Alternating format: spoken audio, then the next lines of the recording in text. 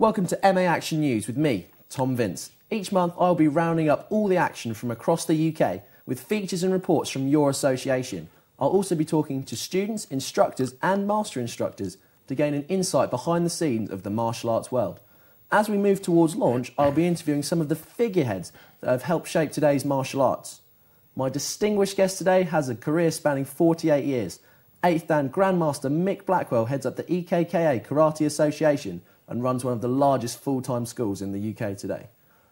Welcome, Grandmaster Blackwell. Hi. Excellent. It's nice to have you here. Nice to have your insight on martial arts today. Could you start by telling us a little bit about your organisation and your school in general, please? Well, the EKKA, which is my association, is based on Wateroo Karate, which I did when I first started karate. I did that to first Dan with the British Karate Association.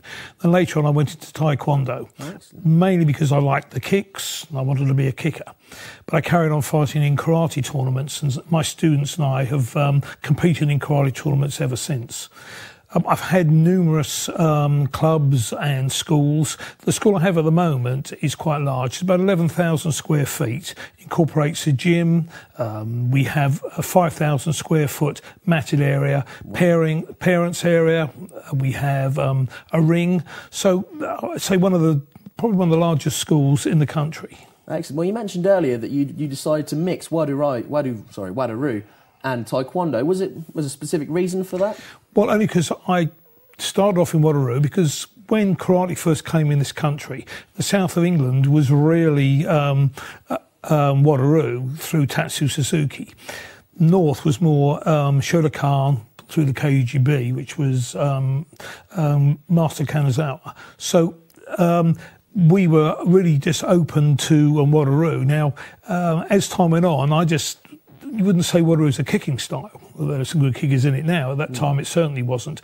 And I was really impressed with the kicks from Taekwondo. So I went and learned Taekwondo, but I just like the fighting style that karate does. So I mixed the two, and it's worked reasonably well for us over the years. Yeah, it seems to have worked nicely. I mean, you've got the classic style of Wateroo with the very square stances, very solidness. And then you've got Taekwondo with the more bouncy style and the more fighting-orientated aspect of things. Well, when we did Taekwondo, which was a long while ago, you've got to remember, there was different styles of Taekwondo. There isn't now, but there was Chantakwan, Jidakwan, Odakwan, Mudakwan, and so they were all slightly different. They were brought all under one heading by the Korean government eventually. But at that time, there's all different styles, but they all had one thing in common, which was the great jumping kicks. And that when you're young and you're fit, that's what I really wanted to do. I wanted to hit people in the head with jump turn heel kick as opposed to reverse punch. Yeah, well, that's definitely the dream, isn't it? Yeah. You also mentioned earlier that you have a family area for your academy. Would you say that's important nowadays? Well, it's all about families now. I think originally karate especially was, when it first came to this country, was quite rough. No children did it. Very few women did it, and the style of fighting was really rough. We had no pads of any sort. In fact, things like groin guards, gum shields, shin guards, hand pads were banned. So we were checked to see we had no padding. It's the other way around now, but in those days, so there was a really rough style of fighting, and a lot of the people had their front teeth missing or broken noses, and we all got injured hands. So it was a really rough style of fighting. So hence, with a lot of people interested, a lot of people couldn't do it. It was just too rough for them. Later on, that changed, and it's come more and more family-oriented now. Kids are a big part, and we take them from 3 years old. And this morning at my Little Dragons class, there was about 20 in that class, and we have 3 double classes of Little Dragons during the week. So, they're coming from 3 years old. And we also like to have people who are much older, 50s, 60s, and we have people training in their 70s.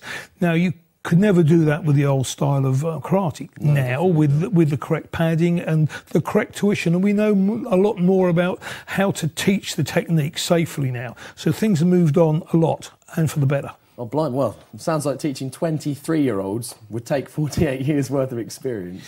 Well, funnily enough, I don't teach them because it takes a certain type of person to teach really young children. I mean, you need to be softer spoken. You need to have empathy with the kids, of course, with the parents sometimes. And so, you know, a rough talking older guy might not be the right sort of person. Some guys can do it. It isn't what I would choose, but you have to pick the right people to teach the right classes. That's how you get the best students. Well, bring that into perspective a bit more. Would you say that having a great martial arts instructor as a role model really helps to bring kids through and give them the right motives for continuing during martial arts? I think you have to have the right person at the top, because everybody from the senior instructors in your academy or your school all the way down to the assistant instructors must be looking to somebody who's going to set the right standards, and also you need to be able to tell them this is how you do it, this is why we're doing it. You need to explain why, and then the assistant instructor is doing the correct things right from the start.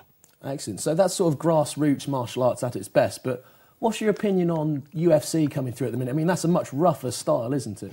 Well, it is at the moment, but karate was like it, kickboxing was like it, and the mixed martial arts is like it now. So most people who are in it are young, and they're strong, and a lot of them want to fight.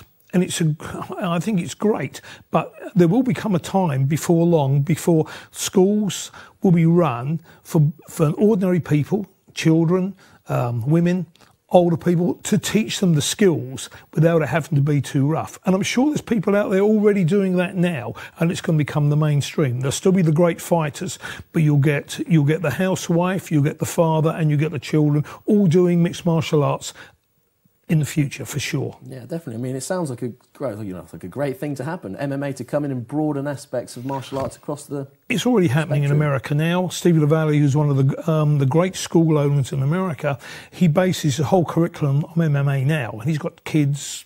And all the people I talked about, they are doing it in his schools, and he has something like 20-odd schools in the Florida area and in New York. Wow. Do you think MMA can be used as a fundamental for kids as well then? Is it not a bit rough? No. Not if it's taught correctly. This is the thing. If it's taught properly, there's great skills there. When I first did judo when I was 16, we thought that jiu-jitsu was a poorer relation. And we looked down on it because that's what we were told by our judo instructors. Now I realise missed a great opportunity because some of these jiu-jitsu guys are fantastic.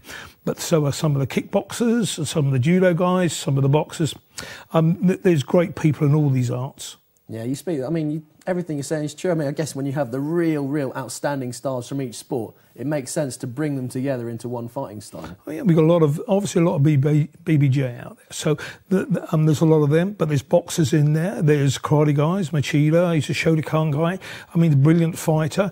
There's there's wrestlers. I mean, some of the wrestlers, I never thought anything of wrestling till I saw MMA. And now I'm in awe of some of these guys. I just wish I'd done it when I was young. Yeah, well, don't we all, I suppose. But you obviously have a wide range of styles that you've practiced and, seen around. What would you say is the hardest style you've practiced before? Well, I think the hardest thing was when I first went into karate, because it was just taught in such a rough manner. I mean, we fought without pads, without much control. I mean, groin kicks scored and we weren't allowed to wear groin guards. So, I mean, that was one of the most painful things. And we had to make contact with our fists to the face. So even in light sparring, every time you got hit, it hurt. And, it put so many people off. And I think that was just the roughest thing I've ever done. Karate right at the beginning. Excellent. Well, I think all our viewers would like to know, how long did it take you to get your first black belt? Well, it took me 4 years, and which I think is quite a long while, but it's completely different now. I mean, karate, martial arts generally is geographical now. People go up their roads and find a hall with karate, and not the best way to choose it because you can just walk into a bad club. But that's what happens a lot of the time. When I did it, we had to travel. The nearest club to me was 20-odd miles away. I had to hitch back, and I did it in the snow, and getting there sweating, putting a jacket on and hitching back, and that's what we had to do. Now, It's completely different now, and quite right too. I think it's brilliant that you can go up the road and get it. I just think people, especially parents, should go out and look for the best school in the area, not just the nearest. I think you're definitely right in that respect, definitely right. So, Master Blackwell, if we can move on to a few lighter-hearted questions. Yeah. What is your favourite martial arts film, the one you think possibly portrays the lighter side of martial arts? Well, I'm at the lighter side of martial arts. So the one that had the biggest impact on me, of course, was Enter the Dragon. That was when I was teaching my karate club and I had 15 people maximum ever in my club. Enter the Dragon came, and all of a sudden people were queuing up to get in. And a lot of people made a lot of money, set themselves up for life with this. I didn't do that. I left a Tupperware box by the door and people threw their 50p's in as they came in. So I missed the opportunity. But it just made so much difference. It opened it up. You know, although it was kung fu, people went to karate clubs. And that was the most important, I think it's the most important film that ever came out for martial artists anywhere. Yeah, I mean, well, we've experienced several similar things with films like The Karate Kid that have come out recently, and strangely, Kung Fu Panda. I'm not sure why you guys want to be like Kung Fu Panda, but apparently you do. Well, there's that, and there's been a lot of little things. I mean, there was a time when when I was young, if somebody fought, they used their fists.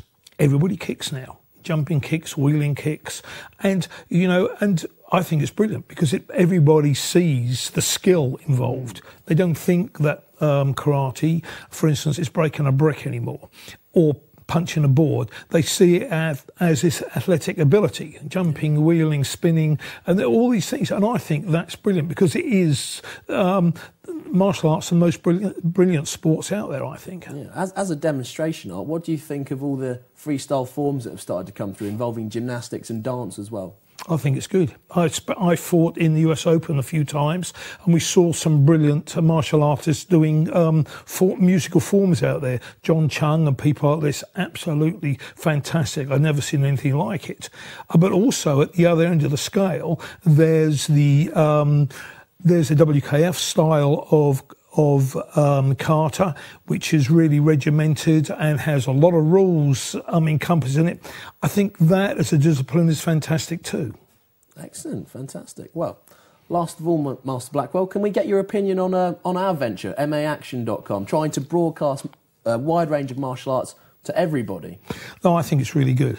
I mean, because obviously martial arts has been my life and probably will be until they bury me outside my dojo. But the thing is that I think something like this is great. We've got to get the martial arts out there because people like you and myself and the other martial arts artists out there, we all think this is the greatest thing. And if we can get it out to more people, I think that's fantastic. Excellent. Well, there you have it, folks. We're just a big bunch of egotists. Excellent. Well, I've been Tom Vince. Thank you very much. This is maaction.com, and we look forward to bringing you a monthly news update. Thank you very much, Master Blackwell. Thank you.